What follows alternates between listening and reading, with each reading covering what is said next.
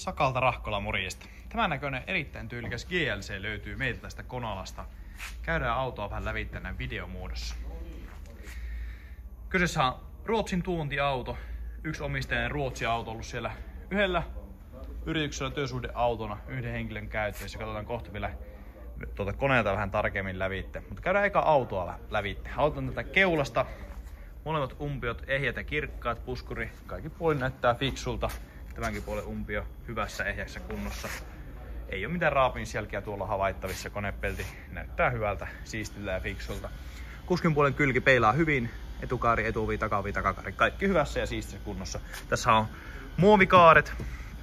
Niin ei ala ruostumaan myöskään tuosta. Tää on todella hyvä ominaisuus maastoautolle, että laitettu nuo muovikaaret, niin pysyy pidempään parempana.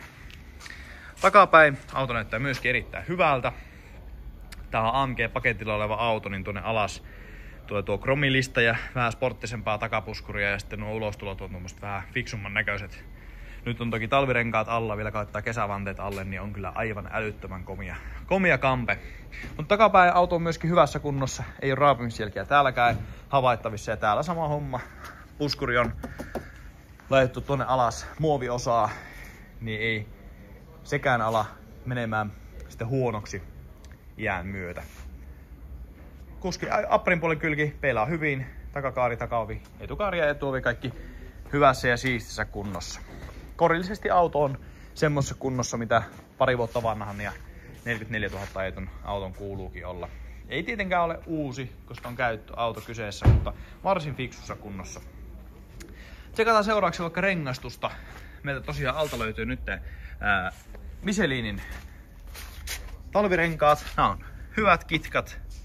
Pinta on semmonen about 4-5 milliä ainakin edessä ja takana ehkä saman verran tai milli enemmän. 235 R19 on tuo rengaskoko näissä talvipyörissä. Ja täältä meitä löytyy sitten nämä kesäpyörät todella komeilla AMG-vanteilla. Nämä on myöskin Michelin kumeet ja näissä on myöskin ihan mukavasti pintaa, semmonen 4-5 milliä abouttia rallaa näissäkin. Nämä on hienot vanteet. Ja nää on 255 R20 asti ainakin tässä renkaassa koko. Voitaisiin tässä välissä katsoa vähän huoltoja. Tässä on sähköinen huoltokirja, niin katson tätä Mersun järjestelmästä. Täältä nähdään, siellä on tehty pari huoltoa. Seuraava huolto on 73 päivää tai 61 555 kilometriä. Ensimmäinen huolto on tehty 15 tonnin kohdalla veholla, eli merkkiliikkeessä. Se on ollut ihan perus moottoriöljyn vaihto. Ja sitten toinen huolto on tehty, se oli 36 555 kilometriä ja se on tehty myöskin biilialla, eli merkkiliikkeessä. Ja siellä on ollut sitten tehty ekstraan jarrunesteen vaihto. Ja tietenkin moottoriöljyt vaihdettu myöskin. Merkkiliikkeen huoltokirja, täydellinen merkkiliikkeen huoltokirja, semmoinen mitä kuuluukin olla. Tsekataan seuraavaksi auto sisälle. Aloitetaan vaikka tuolla takapäin. 2 avainta löytyy autosta, niin painetaan tuosta luukusta takakontti auki. Sähköisesti siis nousi ja tuolta voitaisiin ekana ottaa vetokoukku esiin. Se avautuu tai tulee tuonne näkyviin sähköisesti.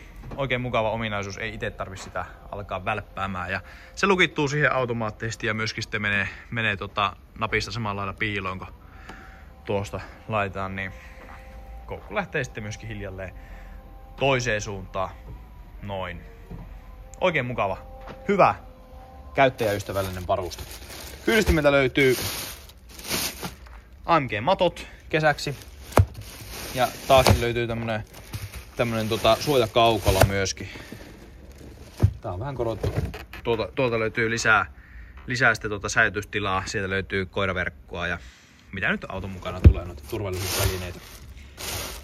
Takakontit saa täältä myöskin kaadettua, jos tarvii lisää tilaa.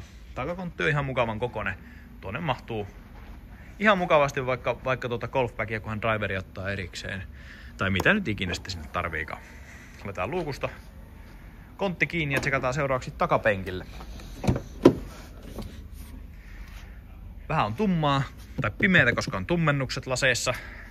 Mutta ihan koitetaan silti nähdä.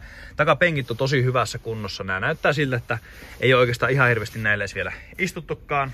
Ja Taakse erikoisuudena löytyy penkin lämmittämät myöskin. Oho, noin. Tuosta ovesta. Molemmille puolille. Aika mukava varuste. Varsinkin täällä pohjoisessa. Täältä löytyy sitten latauskaapelia mukaan autoon. Täältä jos vähän katsotaan tuonne eteenpäin, niin ehkä huomio kiinnittyy ensimmäisenä tuonne panoraamalasikattoon. Tuo todella mukavasti tilan tuntua lisää kyllä autoon. Varsinkin kun täällä takana istuu, niin näyttää mukavalta. Näkee ulos ihan hyvin. Tila on oikeinkin hyvin. 182 senttiä kun istuu tänne, niin tila jää semmonen 10 senttiä vähintäänkin vielä jaloille. Täältä päin kun katsoo tuonne eteen, niin ratti, hallintalaitteet, keskikonsoli. Kaikki näyttää hyvältä ja siistiltä.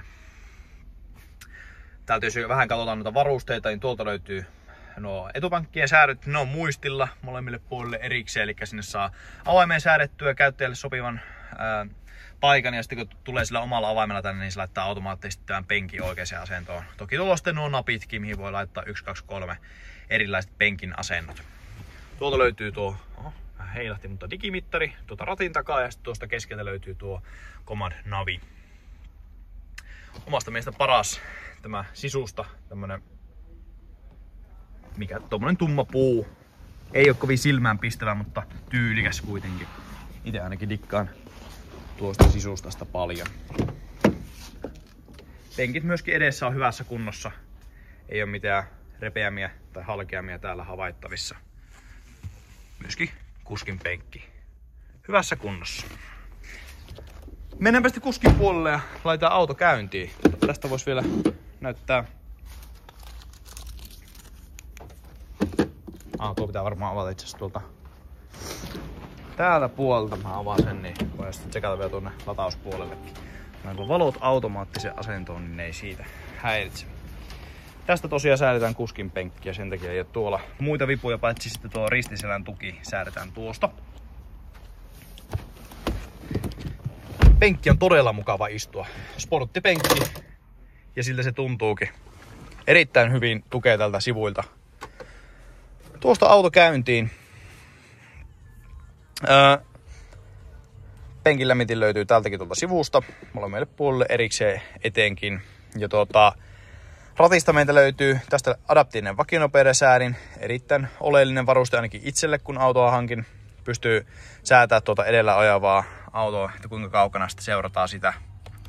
Mukauttaa nopeuden siis edellä ajavan mukaisesti. Valot on automaattisesti, ne löytyy tuolta. Rattia on sähköisesti säädettävä, se löytyy tuolta sen säätö. Tosiaan avaimet, no näitä ei edes pysty laittamaan minnekään, mutta napista tosiaan lähtee käyntiin, ei tarvitse laittaa mihinkään. Ruveta enää fyysistä avainta työntämään minnekään koloon. Täältä meiltä löytyy sitten kosketusnäyttö, täältä löytyy navigoinnit, autoasetuksia pystyy säätämään, mediaa, puhelimet pystyy yhdistämään tuonne. Täältä pystyy autoasetuksia säätämään, vaikka valoja ja mitäs täältä kaikkia löytyy. Täältä löytyy esimerkiksi tunnuman valaistusta. Nyt kun laitoin siniselle, niin tuonne vaihtuu sininen väri, ja sitten kun tuolta laitetaan punaiselle, niin vaihtuu väri punaiseksi. Tai toisikin purppuraksi, ja nyt on punaiseksi. Mukavia varusteita. Tuo tunnelmaa pimeisiin iltoihin. Täältä löytyy lämmittimen suorakytkentä. Sen pystyy toki sitten myöskin Mercedes Me-applikaation kautta aktivoimaan, niin saa auton lämpimäksi siihen lähtöaikaan milloin haluaa. Että ei tarvitse tuoda kylmään autoon. Pakki kun laitetaan päälle, niin kamerat avautuu. Ja tästä löytyy kamerakuva joka suuntaan myöskin tuolla lintuperspektiivistä. Varsinkin kun tässä autossa tai hallissa, kun näitä autoja pyörittelee, niin aina toteaa sen, että tämä on kyllä aivan älyttömän hyvä varuste. Ei turhaan kolhi autoja. Kamera löytyy sekä eteen että taakse. Tietenkin turvallisuuden kannalta myöskin tämä takakamera erittäin oleellinen. Hyvät varusteet on kyllä autossa. AMG sisäpaketti tuo mustan kattoverhoilun ja sitten sporttisemman ratin ja tosiaan nämä sporttipenkit. Älyttömän hyvät sporttipenkit ja sitten AMG ulkopaketti tuo sporttisuutta tuonne ulos. Tämä on hyvä kokonaisuus. Hyvällä historialla, hyvin huollettu, hyvillä varusteilla oleva katumaasturi. Muovikaaret niin ei lähde ruostumaan pitkäänkään. No ei tämä ikäinen auto nyt muutenkaan ala ruostumaan, mutta ei myöskään 5 vuoden päästä ala ruostumaan. Erittäin hyvä auto kaikin puolin. Tehdään tästä kauan pois. Kiitoksia paljon.